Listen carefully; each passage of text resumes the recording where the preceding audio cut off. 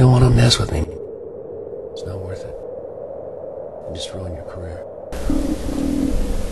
The opponents of homeopathy and why it should have any is becoming more and more of a mystery, are saying that homeopathy is not evidence-based medicine, when in fact that's all there is. How is it that anyone could believe that people would accept homeopathy as real based on nothing more than theory? There has been no theory for the action of homeopathics. It stands alone. The opponents of homeopathy speak of it as if we, the users, didn't know how it was made, which is completely counterintuitive to most people. How they think the world is put together. Why would anyone think that by dilution in water it could have a biological effect on plants, animals, human beings? And not just biological effects on humans, but psychological effects as well. Are the opponents of homeopathy really aware of the biological tests that have been done on it? Are they aware of the extensive biological tests that have been done on it? The biochemical tests? The in vitro, the in vivo, the clinical tests? Do they really know how many of these tests show the action of homeopathic substances?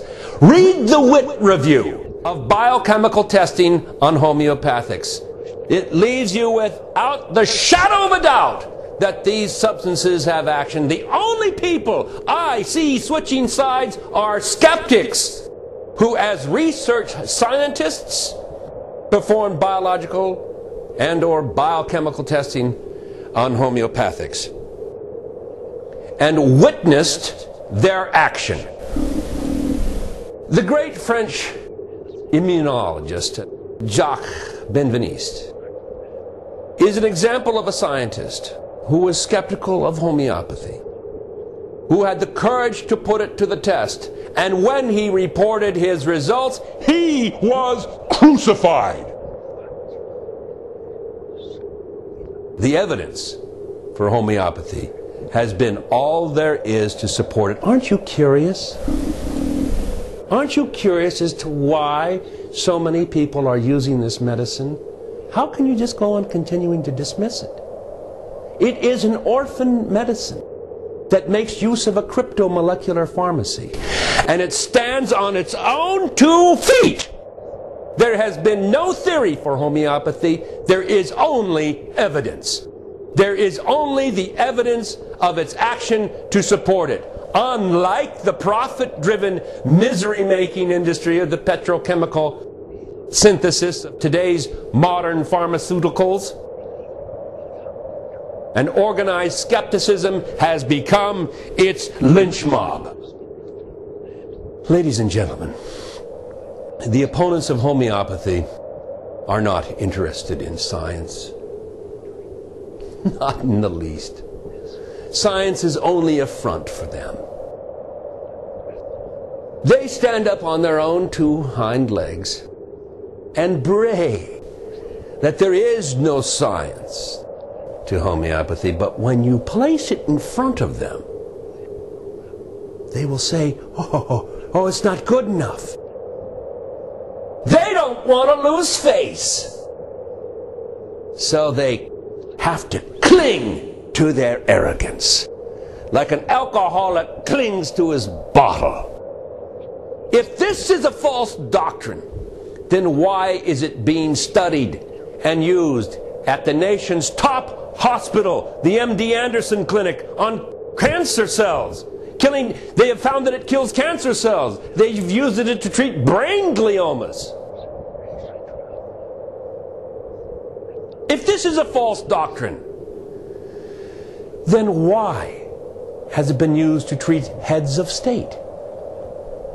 If this is a false doctrine, then why are Nobel Prize-winning scientists and the heads of material science departments at major universities endorsing it? Why are countless doctors using it in their daily practices? Medical doctors, not just homeopaths, but real medical doctors. Unlike most who like to kick back, who are only theoretical doctors, like Stephen Novella. He's not a real doctor. He only pretends that he doesn't see patients. He doesn't have to treat anyone. So why shouldn't the use of these medicines be good enough for the teeming mob to take a second look and ask, hey, if it works for them, maybe it'll work for me. Why shouldn't I just give it a try?